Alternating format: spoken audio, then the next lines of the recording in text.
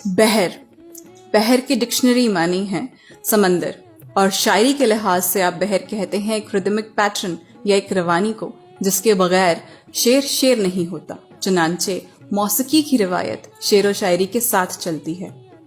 शेर अच्छा बुरा नहीं होता, या तो होता है या नहीं होता।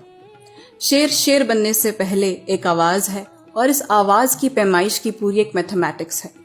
बहर का ओरिजिन कहाँ से हुआ, इसके रिगार्डिंग मैंने एक बहुत इंटरेस्टिंग स्टोरी सुनी है। अब इस स्टोरी की सदाकत को बैक ट्रैक तो नहीं किया जा सकता, मगर फिर भी मैं आपको सुनाना जरूर चाहूंगी।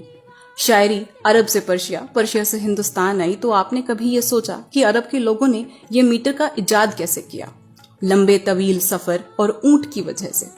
रेगिस्तान में अरब के लोग लंबे लंबे कारवां लेकर ऊंट के साथ चलते थे और खुद को जगाए और बचाए रखने के लिए तुकबंदी करते थे। ऊंट इस तुकबंदी के साथ कदम ताल करता था, यानी ऊंट को भी मौसीकी की समझ थी।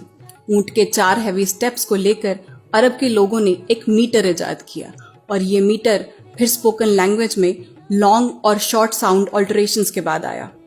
इस कायनात का एक सुर है जिसे अगर आप सुनेंगे, समझेंगे और खुद को उसके साथ अलाइन करेंगे तो आपको 1 2 1 2 करने की जरूरत नहीं पड़ेगी।